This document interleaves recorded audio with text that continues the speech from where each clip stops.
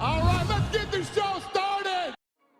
Coach John Kavanagh has shared some interesting insight into Della Maddalena's loss to Islam Makhachev at UFC 322. Speaking with Ariel Hilwani, Kavanagh revealed that he was out with JDM last night, and Maddalena told him that Islam's power genuinely shocked him. I just thought it was incredible to be able to do that against somebody so good, going up a weight class, you know. Right. And it's a big jump, you know. 45 to 55 is, you know, it's 10 pounds, but you're going 55 to 70, it's 15. Huge. It's big. So I was actually out with Jack last night, and like he's a big unit, you know, he's a big man. But he said himself, he was kind of shocked at just. How's he handling it? You know, Bummed. it's Yeah. nothing you say is going to make it feel any better, but He seemed deflated. yeah, and even last night he was obviously still down in the dumps, but you know, his wife is there, his kids, and he'll pick himself up and go again, I'm sure. Kavanagh also provided an update on Conor McGregor, saying that Conor is back in the gym and fully committed to making his return at the UFC White House event. Is this happening? What's going on? What could you tell us? I could tell us on our end, we're 100% in. You know, he's asked me to basically lay out a program between now and June of how we'll ramp up our training. He's showing up again. He's back in the gym most mornings early. Wow.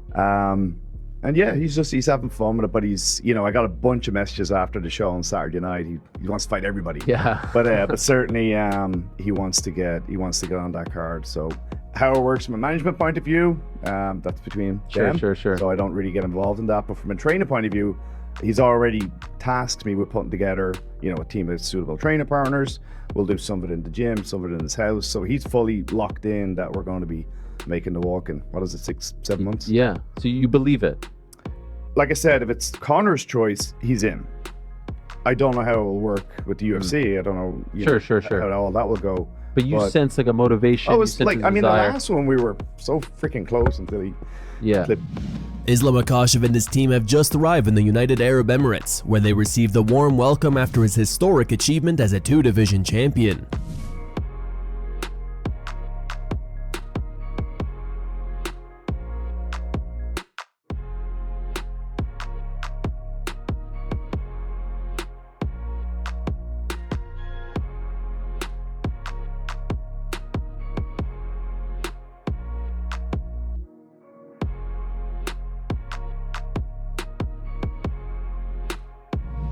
Michael Bisping believes Della Maddalena was mentally broken by Islam Makhachev at UFC 322. On the latest episode of his Believe You Me podcast, Bisping and Paul Felder shared their thoughts on the Makhachev vs. JDM fight and discussed why Maddalena looked defeated even before the bout was over. I did think Jack initially because of the Bilal Muhammad fight, right? But holy cow, I mean, Jesus. Islam shut him down, dominated, one-way traffic, whatever you want to call it. Jack just wasn't in the fight. I felt for him, though. I felt for him because he was like, you know, his cornerman in between rounds was like, what are you doing? Stop playing half guard. You got to go at him. And like basically just abusing him. And Jack just looked destroyed mentally, like, I'm trying. He looked emotional. He looked emotional, and I'm not saying that to even diss him, right? You know how it is sometimes. Same. When you can't do anything, and you're just like, what the f? And he's tough enough. He's got enough heart where he knows he's not going to quit on himself. But I think after round one, maybe round two, he's probably thinking, it's just going to be this for 25 minutes, for a half hour. I'm going to be just struggling to not get choked unconscious by this guy. And then when I'm on my feet, my calf is killing me from those calf kicks. He was distraught. As many of you know, Dillon Danis was beaten up by Team Khabib at UFC 322 after years of trash talk. Now Tim Welch and Sean O'Malley have posted a breakdown of the incident, analyzing how Khabib's team went after Danis during their UFC 322 recap.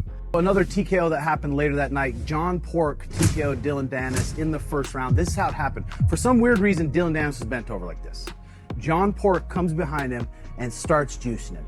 Juices him, drops Dillon Danis to the floor, TKOs him, and Dillon is air kicking. He's wheel kicking. You see it in the video, his red Nikes wheel kicking in the air.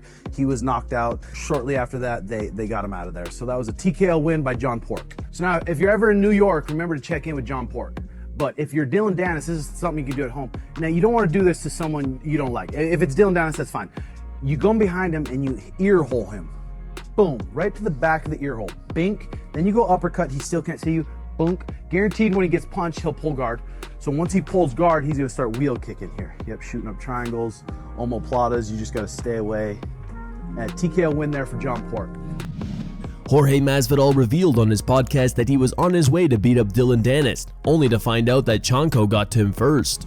Masvidal described running into Chanko immediately after the incident and said he was stopped by police, who initially thought he was the one involved in the brawl.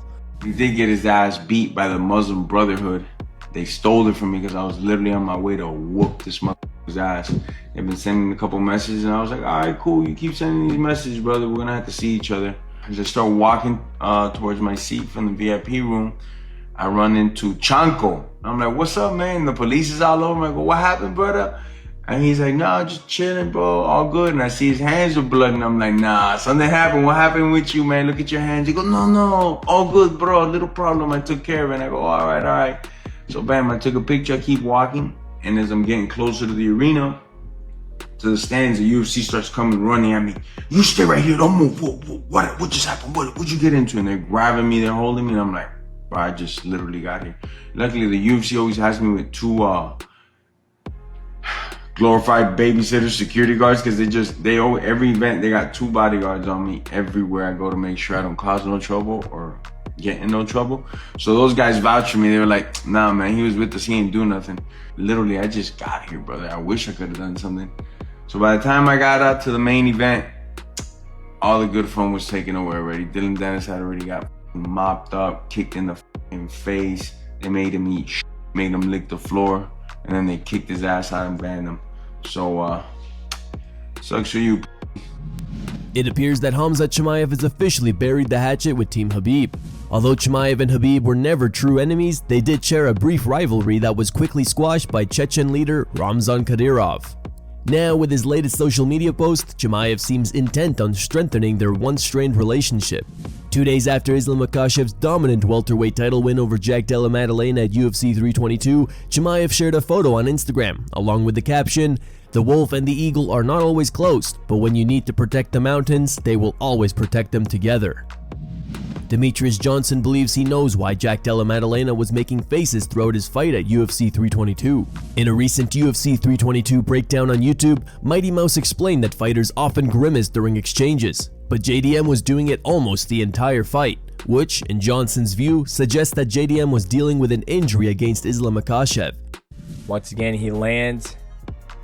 You know, the only thing that you could do in this position is accept that you got taken down, butt scoot. Sorry, my arrows are bad.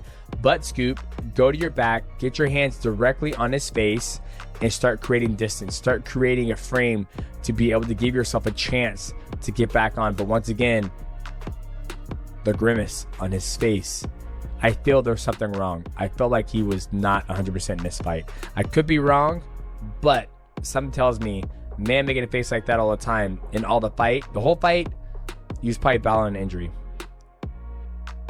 Here are the top 3 memes found on the internet. Number 3 meme was posted by Cardio Demon. Number 2 meme was posted by Different Bed.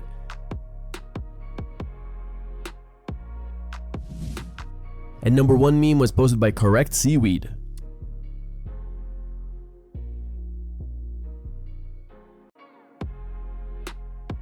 Thank you guys for watching. If you enjoyed the content, please give it a like and subscribe to the channel to stay updated with the latest MMA news.